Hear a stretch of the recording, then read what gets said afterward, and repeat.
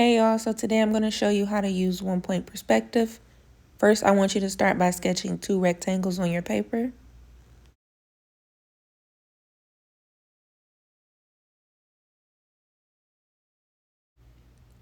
Now I'm just going to go back with my ruler and straighten up the edges of all of these lines.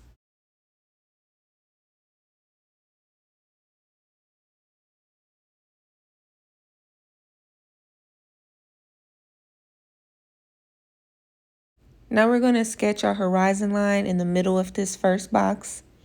And after we do that, we're going to add our vanishing point in the middle of that line. Before we start sketching anything, I just want to label. This is called eye level. So right on the horizon line is eye level. Below your horizon line is below eye level, or it's also called bird's eye view because you can see the top of objects. And right above that horizon line is called above eye level, or worm's eye view because you will be looking up at objects. Now we're going to start by sketching a rectangle or square in the top right corner of this first box. Now you're going to place your ruler on that vanishing point and line it up with the top edge of your square or rectangle. After that, you're going to draw a straight diagonal line. Make sure to keep your ruler on that vanishing point, and you're going to connect another diagonal line from the bottom edge of your rectangle, that bottom left area, and then the bottom right. Now this is putting it in perspective, meaning the square is going to look like it's getting smaller the further away it gets, or the closer it gets to that vanishing point.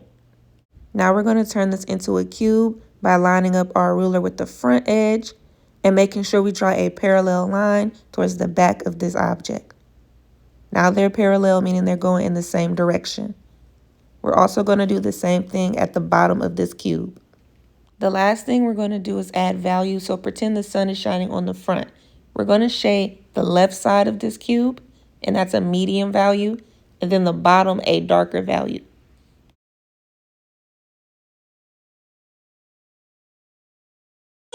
Now we're going to draw a rectangle or square on the horizon line.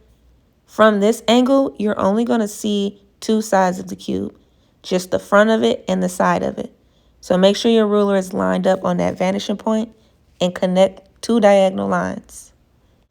Now turn it into a cube by sketching a parallel line towards the back of this object. Now if you want to add value, be mindful of where your light is coming from. Right now it's in the front. So I'm only going to shade the left side of this cube a medium value.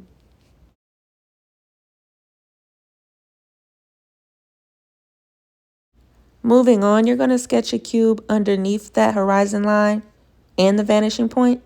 From this angle, you're only going to see the front of the cube and the top of the cube. Continue to put your ruler on that vanishing point and line it up with the edges of your square or rectangle.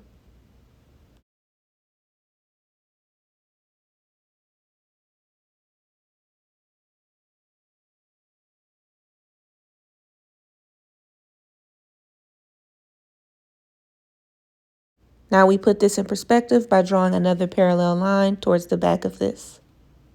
Now we're just going to shade the front of this cube because at this angle, the sun or your light is shining on top of the object. The last cube you're going to draw is below eye level, so start by drawing a rectangle or square. Place your ruler on the vanishing point and line it up with the edge of your object. At this angle, you're only going to be able to see the front of your cube, the right side of the cube, and then the top of it.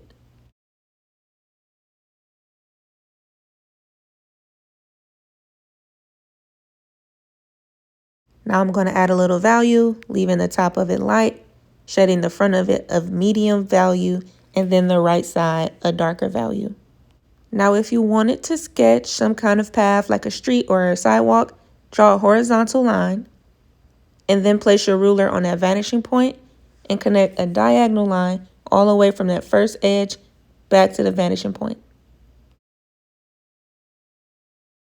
I'm going to turn this into a sidewalk simply by adding some parallel lines that appear to get smaller the further away they get or the closer they get to that vanishing point. So that's it for geometric shapes. Next, we're going to sketch an empty room using 1-point perspective. Start with the horizon line and add your vanishing point. If you ever wanted to add objects to the empty room or drawing, you will use that first technique we used above, below. Now I want you to sketch a rectangle or square right in the middle of your vanishing point and horizon line. This serves or represents as your back wall.